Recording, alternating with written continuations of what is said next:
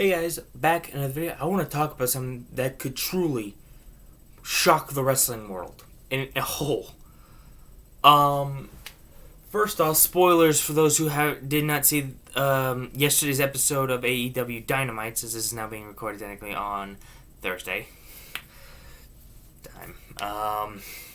But first big news: Sting is in AEW with a multi-year contract. I don't know what the fuck this means, but I'm in it, baby. 2020, we had the dead man retire and an icon return. I don't know, man. But second news, we have a new AEW World Heavyweight Champion in Kenny Omega. Congratulations to Kenny. Even with his cocky attitude, and I know people have been wanting him to go heel for a while. I didn't really give a crap either way with Kenny. 5-star athlete either way. But, yeah. New champion. Congrats, man.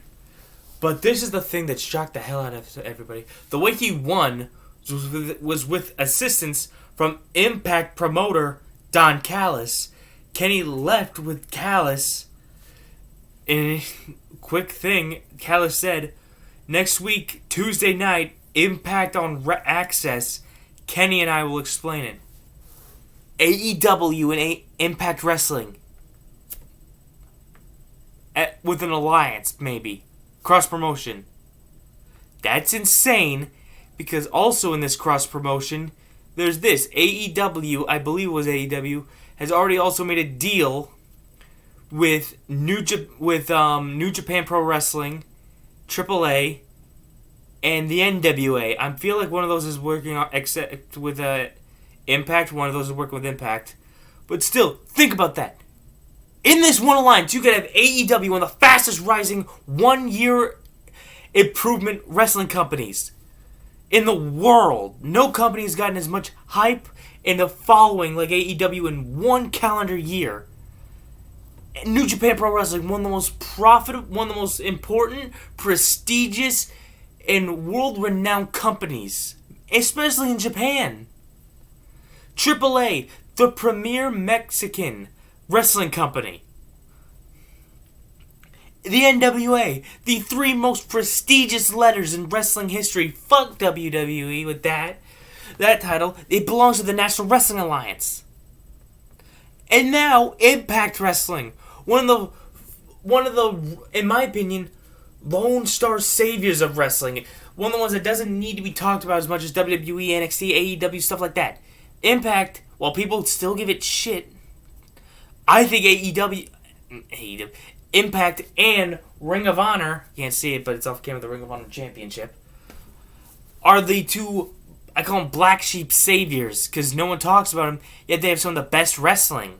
Because with the X Division, their Impact's tag team division has been on fire with the Good Brothers. And with the freaking debut of legendary women's wrestler Jazz, that's something already. And with Ring of Honor, with the return of its pure wrestling division, which is something incredible in itself. All 5 of these wrestling companies working together. While it's still, I know it probably still won't topple the monopoly that WWE has on wrestling.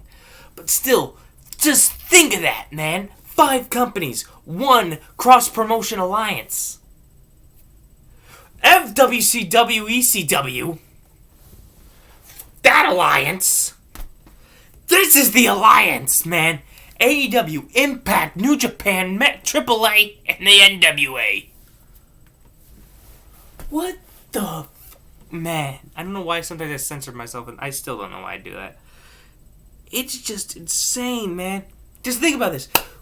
If all this goes accordingly perfectly, we could have Will Ospreay versus Rohit Raju versus the mercenary Flip Gordon versus, Sammy Guevara for the X Division Championship. We could have the Good Brothers, the Firing Squad, the GOD. Freaking, crap, who are the tag team? Oh, yeah. Technically, they are the tag team champions in NWA now. Aaron Stevens and the Question Mark. and freaking Inner Circle, Jurassic Express, Best Friends. You could have all these dream matches, man. You could have dream matches in the Pure Rules division. Jake Hager versus Jonathan Gresham. Oh, he's Ring of Honor. Ring of Honor's not in this. My bad. That'd be the dream. Ring of Honor included the 6 companies. Oh, God. I'm embarrassed. Okay, my bad. I'm just too high for this lens. I love Ring of Honor. We could have Hager versus Moose or something like that. Oh, man. I'm not trying to think of these matches because I gotta think of 5 companies. And technically 2 of them I don't know that much about. And that's Japan and AAA. I don't know if he's still unemployed there, but you could have Outlaw James Storm versus Brody Lee. That'd be awesome. I just thought of something. You could have Abaddon versus Su Yung. That'd be fucking cool. So yeah, I forgot a few of those aren't canon because Mercenary Flip Gordon is in Ring of Honor. God damn. Man. Yeah, that is a dream match for the Expedition. So you could, if this goes according to plan still, you could have Will Ospreay probably as the X Division champion. And Will Ospreay is one of the best high flyers in the business. Oh, man.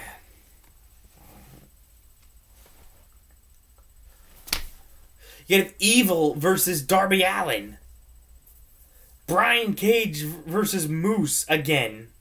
This time FTW versus TNA. Also, just a thing. I'm still really waiting for that, I guess I can call it unification match between Moose's deactivated TNA title and the Impact Championship with Rich Swann. That's a mismatch and a half, man. But one thing with Impact that's definitely interesting is definitely the knockouts, because with Deonna Purrazzo, the best technical women's wrestler in the world. Also, to people who didn't hear about it because it was such a shocker, because of Bound for Glory, which was supposed to be back in October, it was supposed to be Deonna Purrazzo versus Kylie Ray for the Knockouts Championship, 2 great technical wrestlers. And I'm positive, I don't know if everyone has heard, I'm positive a lot of people have heard about this by now, being 2 months later. But for those who haven't heard about this, the reason that match never happened is because Kylie Ray officially announced she was retiring from professional wrestling at 23.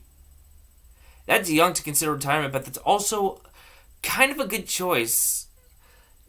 Mainly because pro wrestling is because it's a good age to where the wrestling business hasn't sucked everything out of it yet to where you have no other option. Like the legend Roddy Piper did back in 2006 where he had to lace up the boots again. Kylie Ray retiring at 23 allows her to have a career outside of professional wrestling to where she could still live to the old age and stuff like that, which best of luck to your future endeavor, Miss Ray. Best of luck. Also, to get this said, rest in peace. Let me get the belt first off.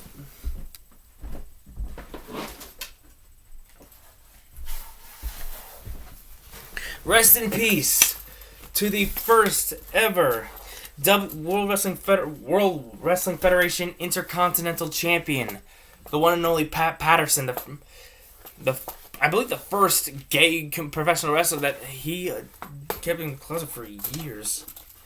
I think he first came out in Legends House, but yeah, rest in peace to the man who both was the first to compete with the Intercontinental Championship and the man who devised the Royal Rumble. We would not have the Royal Rumble match if it was not for Pat Patterson. And that's interesting. Although, to be fair, I'm positive a lot of people will remember Pat Patterson more as the stooge that he was in the 90s working with Vince McMahon and the corporation. But never forget that he was the first ever Intercontinental Heavyweight Wrestling Champion. And a former, I'm going to try to remember this, Mid-American heavyweight champion, something like that. No, North American champion. He was a North American champion before it was NXT. Also, just to say that, yeah, I'm just gonna end this here because I'll get this on another because this is going major multi-topic, and I just wanted to talk about this incredible alliance that's happening in professional wrestling that, if worked right, might have the biggest chance of taking down WWE. Because to be fair, no one company could take down the WWE, but 5 companies working together, they at least propose a shot at taking a chunk out of the monopoly of the WWE. Because they won't, but since I'm on WWE, since I'm talking about the WWE, let's just get this. Let's just talk about this NXT Takeover War Games. I am praying that at War Games, the Undisputed Era make Pat McAfee their bitch. McAfee has no fucking business in this business. I pray that they beat the hell out of Pat McAfee. It'd be weird because I'm wearing the Colts stuff and he was a player for the Colts. So you think I like him? No. I respect what he did for the Indianapolis Colts. But when you step into this world of professional wrestling, I'm not going to go with the celebrity over the men who are trained to kick your ass. He has a good team though. Only Lorcan and Danny Burch tag team champions and Bruiserweight Pete Dunne. But without them, and I can guarantee it's going to go, and this is not the specific order, but I know it's going to go Dunne, Lorcan, Burch, McAfee's going to be the last person in that fucking cage. Because I know for a fact McAfee doesn't want to step in. He can talk all the trash he wants. McAfee don't want no part of the Undisputed Era, a pissed off Undisputed Era, inside War Games. He doesn't know what he's getting into, man. War Games isn't just a normal match. It's the match beyond. When that door closes, it is not going to take more than 5 seconds, in my opinion, to where you are the Undisputed Era's personal bitch. In the North American title picture, Leon Ruff, who I still can't believe is champion, Johnny Gargano, who this is the only legitimate claim he has to a title shot, and Damian Priest. The only man I want to see win this match is Damian Priest. He needs to regain the title, so I'm with a lot of people. I want to see Damian Priest versus Dexter Loomis. I said Desmond. I want to see that. Leon Ruff, great. You have had the miracle run of a life, bro. But it's time to give this up and give it to a real competitor. Johnny Gargano, my opinion on him and his damn wife. I'll pause with the good people outside of the company. I'll pause with the nice people. But damn it to hell, I hate people getting handed opportunity. And that's all Johnny got. You can be the biggest Johnny Gargano fan in the world, but even you have to admit that him just getting handed title shot after title shot of him losing cleanly, nobody holding the ropes, no one holding his tights, no cheap shots, nothing like that. He got pinned in the center of the ring every freaking time, and they always gave him a rematch. Even you have to admit that's kind of biased. I don't know, probably a lot of people are going to say, oh, it's fake, it's scripted, blah, blah, blah. Go fuck yourself. Don't watch these videos then, you ass. I hate people like that. I hate them. Yes, I know pro wrestling's fake. I said this before in a video. You don't have to make it your secret assignment to make you think you're dropping a bombshell on us.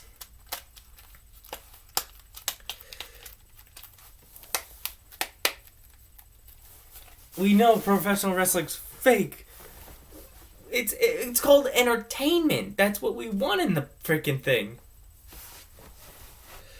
On the women's side, Candice LeRae, Dakota Kai, Raquel Gonzalez, and Toni Storm. And I know I said this before in one of my last videos that heel turn we all have seen coming, right? I'm not just the only one who saw her heel turn coming. They just probably delayed it until she was in the States, I guess.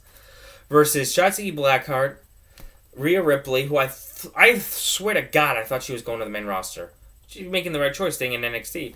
And Ember Moon and a mystery partner. People are saying it's going to be Io Shirai. People are saying it should have been Tony, then turn her heel mid-match. Which, to be fair, they're doing that a lot with the women. They're having them turn heel mid-match or something like that. I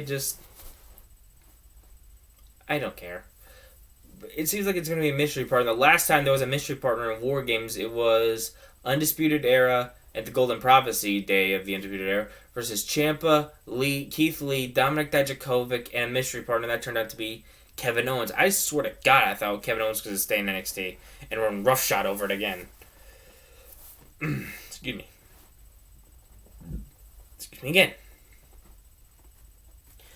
I wouldn't mind seeing Io Shirai in this match, and if it does come down to that, it would at least give Candice a reason to earn another title shot if she beats Io Shirai. But I constantly said this, that the Garganos belong at the bottom of the barrel in title rankings. Because they keep losing. But personally, just to me, I would love for the new opponent, the fourth partner, to be like a debuting superstar.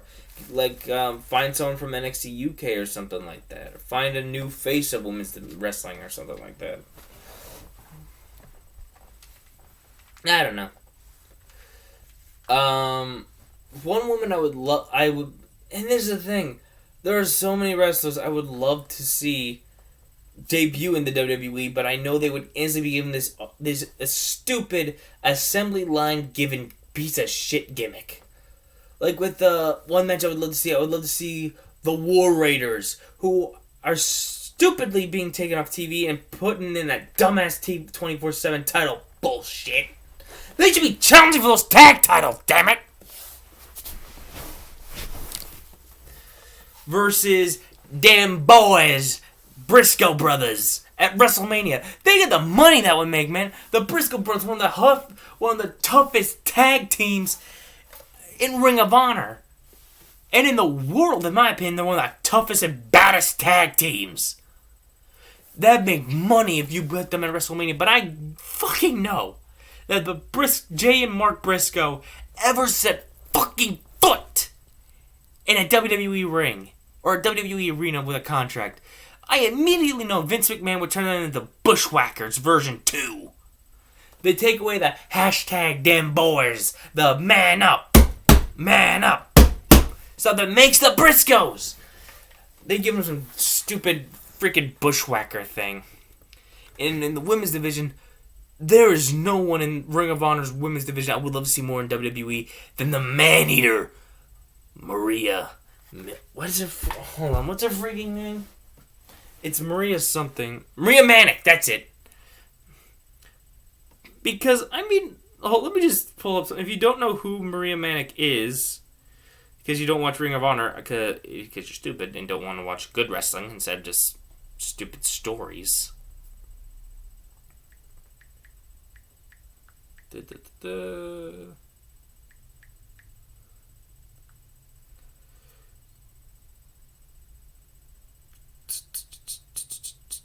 And this works. This holiday, get the 5G America's been waiting for. Ads. 5G is next level. Unlimited plans start at just $35. With entertainment the whole family will love. Switch now and save $700 on Galaxy S20 Plus. Only on Verizon.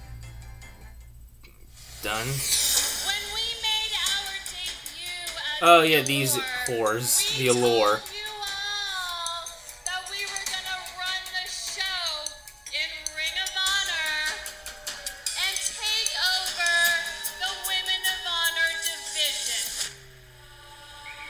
That's Maria Manic! Look at that monster of a woman. When is the last time you saw a woman use a torture rack? Maria Manic has arrived in Women of Honor! Man-Eater. I'm Maria Manic. I'm with Ring of Honor! And this is my house now! At Final Battle, you're dead, bitch. I would love nothing more to see that Man-Eater, that monster in the WWE Women's Division. But again, I immediately would fucking know. They would fucking job her out. To be fair, with Asuka, you'd at least get a good match.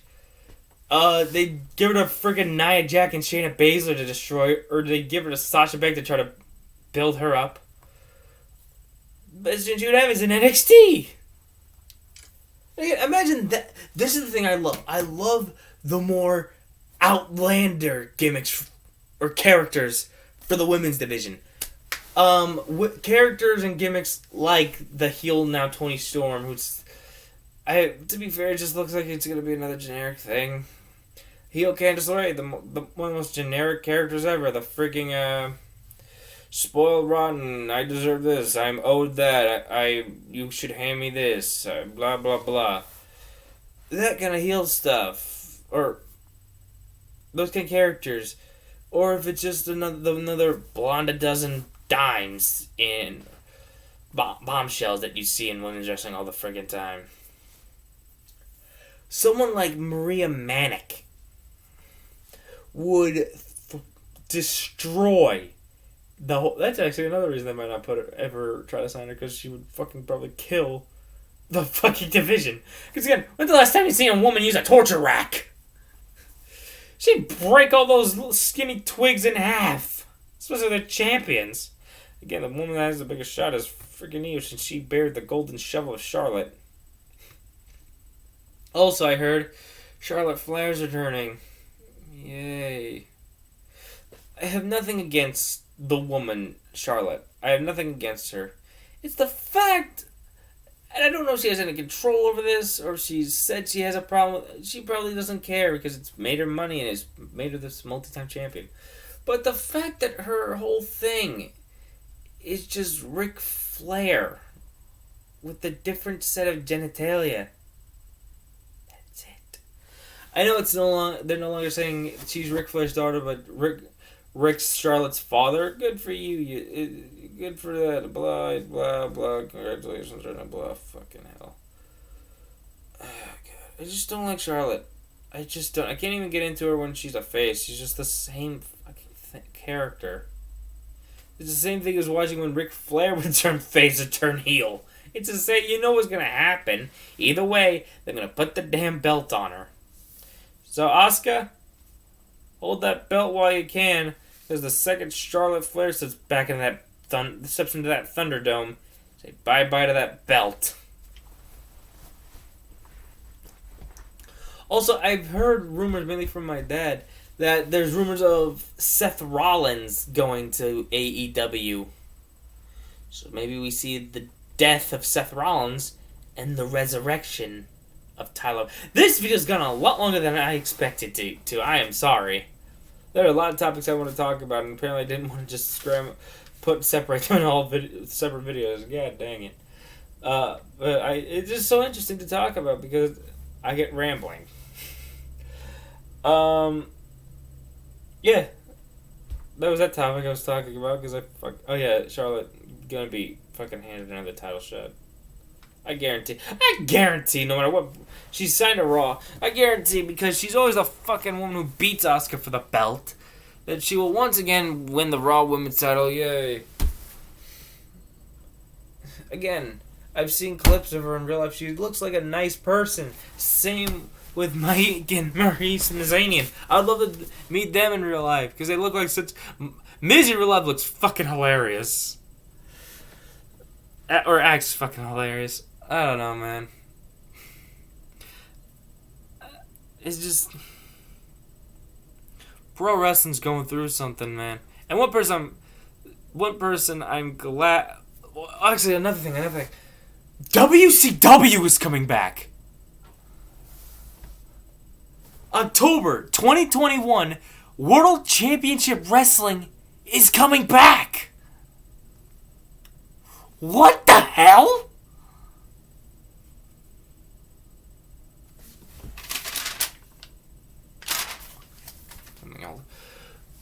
WCW, the company that pretty much put this thing on the map. Without WCW, we wouldn't have cruiserweights. We would instead have light heavyweights. Because the WWE didn't start off with a cruiserweight championship. They had the light heavyweight championship, first held by Taka Michinoku. And a bunch of useless, stupid facts.